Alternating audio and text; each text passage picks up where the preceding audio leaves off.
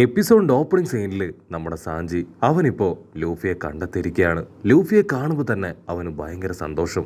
എത്രയും വേഗം ലൂഫിക്ക് ഫുഡ് കൊടുക്കണം എന്നൊരു ചിന്ത മാത്രമാണ് ഇപ്പൊ സാഞ്ചിയുടെ മനസ്സിൽ. കട്ട് ചെയ്ത സാഞ്ചിയാണെങ്കിൽ ലൂഫി അട്ടിമുടി നോക്കും. അവന്റെ ബോഡി മുഴുവൻ വിശന്ന് മെലിഞ്ഞുണങ്ങിയിരിക്കുകയാണ്. അവന്റെ ബോഡിയിലെ ഓരോ ബോൺസും വളരെ ക്ലിയർ ആയിട്ട് സാഞ്ചിക്ക് കാണാൻ കഴിയുന്നുണ്ട്. സാഞ്ചിക്കാണെങ്കിൽ ഭയങ്കര കുറ്റബോധം. അവനുമായിട്ട് ആവശ്യമില്ലാതെ ഫൈറ്റ് ഇട്ടതും നീ ഒരു ലോക്കൽ പൈറട്ടാണെന്ന് പറഞ്ഞ് അവനെ തള്ളിപ്പറഞ്ഞതും അങ്ങനെ എല്ലാ കാര്യങ്ങളും ആലോചിച്ചും അവനാണെങ്കിൽ ഒരുപാട് കുറ്റബോധം തോന്നും. നിനക്കൊരല്പം ഫുഡ് കഴിച്ച് എനിക്ക് വേണ്ടി വെയിറ്റ് ചെയ്തുകൂടായിരുന്നു എന്ന് സാഞ്ചി ഒരു നിമിഷം ആഗ്രഹിച്ച് അങ്ങനെ ലൂഫിയുടെ മുൻപിൽ നിന്ന് കരയാനായിട്ട് തുടങ്ങും. ലൂഫിക്കാണെങ്കിൽ ഇപ്പൊ ചെറുതായിട്ട് ഫുഡിന്റെ സ്മെല്ല് കിട്ടും. അവൻ പതിയെ കണ്ണു തുറന്ന് നോക്കും. അവന്റെ തൊട്ടു മുൻപിൽ ഫുഡുമായിട്ട് സാഞ്ചി. ലൂഫിക്കാണെങ്കിൽ സാഞ്ചിയെ കാണേണ്ട താമസം ഭയങ്കര സന്തോഷം. നീ ഒരുപാട് ലേറ്റ് ആയി പോയി. ഫുഡ് കഴിച്ചിട്ട് ഒരു ദിവസം കഴിഞ്ഞു. നിനക്കറിയില്ലേ എനിക്ക് വിശപ്പിന്റെ അസുഖം ഉള്ളതാണെന്ന്. എന്നിട്ടും നീ എന്താ ഇത്രയും വൈകിയേ? സാഞ്ചിക്കാണെങ്കിൽ അത് കേട്ട് കൺട്രോൾ പോവും. സാഞ്ചി ഫുൾ കലിപ്പില് ലൂഫിയെ നോക്കി നിൽക്കുകയാണ്. അപ്പോഴാണെങ്കിൽ ലൂഫിയുടെ വയറ്റിൽ നിന്ന് വീണ്ടും സൗണ്ട് കേൾക്കും. അത് കേട്ട സാഞ്ചി ആ ഫുഡുള്ള കൂട അത് ലൂഫിയുടെ അടുത്തേക്ക് ഇട്ടുകൊടുത്ത് വേണ്ടത് എടുത്ത് തിന്നാനായിട്ട് പറയും. സാഞ്ചി ആണെങ്കിൽ ഒരുപാട് ടെൻഷനായി. You are unbelievable. നീ ഇങ്ങനെ ഒരുത്തനായിരുന്നോ? സത്യത്തിൽ എനിക്ക് നിന്നോട് ഇപ്പോൾ ഒരുപാട് ദേഷ്യം തോന്നുന്നു. നീ ഒരു കാരണവശാലും ഇനി മുതൽ ഇങ്ങനെ പെരുമാറാനായിട്ട് പാടില്ല. നിന്റെ ശാഠ്യം അത് വളരെ കൂടുതലാണ്. നീ ആഗ്രഹിക്കുന്ന കാര്യങ്ങൾ തന്നെ സംഭവിക്കണം എന്ന് വാശി പിടിക്കുന്നത് തീരെ ശരിയല്ല. അതിലൂടെ മറ്റുള്ളവർക്കുണ്ടാവുന്ന മാനസിക ബുദ്ധിമുട്ട് അത് എത്ര മാത്രമാണെന്ന് നിനക്കറിയോ?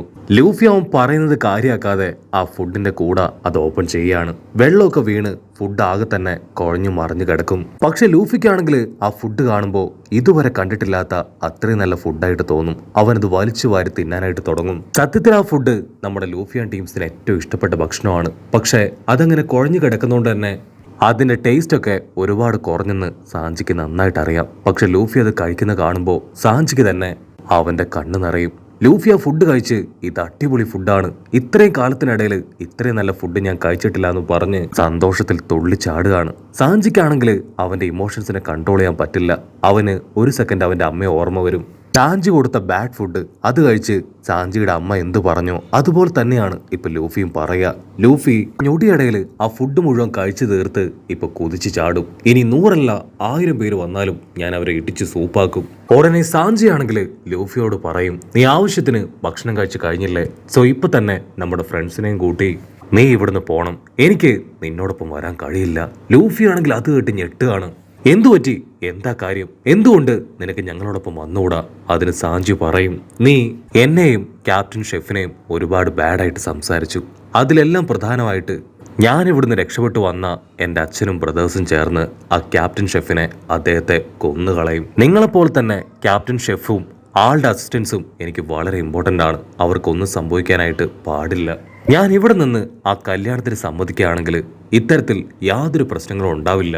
അത് മാത്രമല്ല എൻ്റെ ബയോളജിക്കൽ ഫാമിലി അവരെല്ലാവരും വലിയ ട്രാപ്പിൽ പെട്ടിരിക്കുകയാണ്.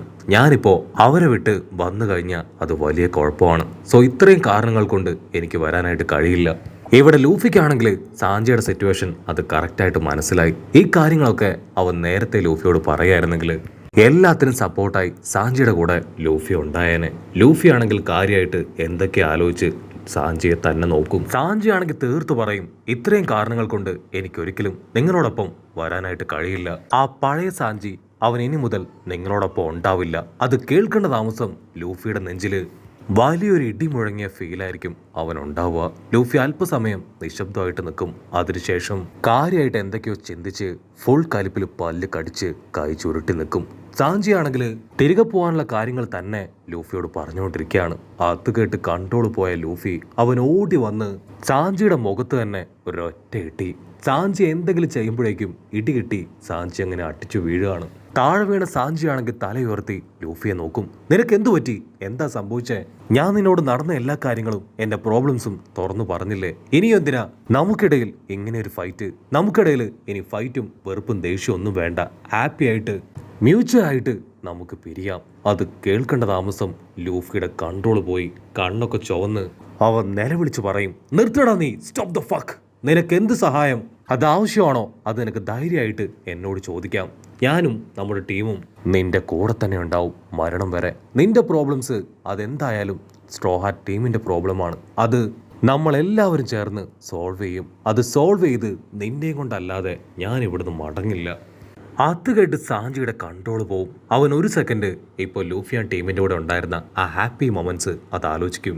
അവർക്ക് എപ്പോഴും ഒരുപാട് ഫുഡ് ഉണ്ടാക്കി കൊടുത്തതും ഫുഡിനു വേണ്ടി അവർ പരസ്പരം അടികൂടിയതും ഓരോരുത്തരും ഫുഡ് അടിച്ചു മാറ്റി കഴിച്ചതും അവൻ ഉണ്ടാക്കി കൊടുത്ത ഫുഡ് അത് രുചികരമായിട്ട് തിന്നു തീർത്തതും അങ്ങനെ എല്ലാ കാര്യങ്ങളും. അതിനുശേഷം അവൻ ബിഗ് മോമിനെയും അവൻ്റെ പപ്പയെയും ബ്രദേഴ്സിനെയും ഒക്കെ ആലോചിച്ച് അങ്ങനെ നെഞ്ചു തകർന്ന് കരയും. ലൂഫി, സത്യസന്ധമായിട്ട് ഞാൻ ആഗ്രഹിക്കുന്നത് 1000 സണ്ണി കപ്പലിലേക്ക് തിരികെ പോകണം എന്നാണ്. പക്ഷേ എൻ്റെ ഇപ്പോഴത്തെ സാഹചര്യം അതിന് ഉതകുന്നതല്ല. എനിക്ക് പേടിയാണ്. ഞാനിപ്പോൾ തിരികെ വന്ന എന്നെ സ്നേഹിക്കുന്ന ഒരുപാട് പേർക്ക് അത് വലിയ ആപത്തായി മാറും. എന്നെ കൊണ്ട് ഒരിക്കലും തിരികെ വരാനായിട്ട് കഴിയില്ല. ഞാൻ ഈ കല്യാണത്തെക്കുറിച്ച് കേട്ടതിന് ശേഷം ഞാൻ എന്തൊക്കെ ആഗ്രഹിച്ചിട്ടുണ്ടോ അതൊന്നും തന്നെ നടന്നിട്ടില്ല. എല്ലാം തന്നെ തലകീഴായി മറിയാണ്. ബിഗ് മോമിൻ്റെ അവളുടെ ഉദ്ദേശം ഈ കല്യാണത്തിൻ്റെ പേരിൽ ഞങ്ങളെ എല്ലാവരെയും മുച്ചോടും തകർക്കുക എന്നതാണ്. പക്ഷേ എനിക്കെൻ്റെ ഫാമിലി ഇഷ്ടമല്ല എങ്കിലും അവരെ മരണത്തിലേക്ക് തള്ളിവിടാൻ എന്നെ കൊണ്ടാവില്ല എന്ന് പറഞ്ഞ് അവൻ വിങ്ങിപ്പൊട്ടും. അത് കേട്ട് നമ്മുടെ ലൂഫി ആണെങ്കിൽ ചിരിക്കുകയാണ്. ഏയ് മണ്ട സാഞ്ചി, നീ ഇതിനു വേണ്ടിയാണോ ഇത്രയും സഫർ ചെയ്ത് ഇത്രയും കഷ്ടപ്പെട്ട് ഞങ്ങളോടൊപ്പം വരുന്നില്ല എന്ന് തീർത്തു പറഞ്ഞത്? നിന്റെ കൂടെ ഞങ്ങളുണ്ട്. നിന്റെ പ്രശ്നം അത് ഞങ്ങളുടെയും പ്രോബ്ലമാണ്. നമുക്കെല്ലാവർക്കും ചേർന്ന് ഒറ്റക്കെട്ടായി നിന്ന് ഈ പ്രോബ്ലം അത് ഫുള്ളായിട്ട് സോൾവ് ചെയ്യാം. നമുക്ക് ഈ കല്യാണം കുളമാക്കി നിന്റെ ഫാമിലിയെ രക്ഷിക്കാന്ന് പറഞ്ഞ് ലൂഫി സാഞ്ചിക്ക് കൈ കൊടുക്കും. കട്ട് ചെയ്താ ഇപ്പൊ ബിഗ് മോമിന്റെ കോട്ട കാണിക്കും. അവിടെയാണെങ്കിൽ ഭയങ്കര മഴ. അപ്പൊ അവിടേക്ക് ആരോ ഒരാള് അങ്ങനെ ലക്ഷ്യം വെച്ച് നടന്നു വരികയാണ്. അത് മറ്റാരുമല്ല, സ്വീറ്റ് 3 ജനറൽസിലെ ഒരു മെമ്പർ, ബിഗ് മോമിന്റെ രണ്ടാമത്തെ മകൻ. അവനാണെങ്കിൽ സ്ട്രെയിറ്റ് ആയിട്ട് ആ മാൻഷന്റെ ഡോറിനടുത്തേക്ക് വരും. അവനെ കാണേണ്ട താമസം ആ ഡോർ തനിയെ തുറന്നു വരികയാണ്. അവൻ ആ മാൻഷനിലേക്ക് ടെററായിട്ട് നോക്കി നിൽക്കുന്നതോടു കൂടെ ഈ ഒരു എപ്പിസോഡും അവസാനിക്കുന്നു.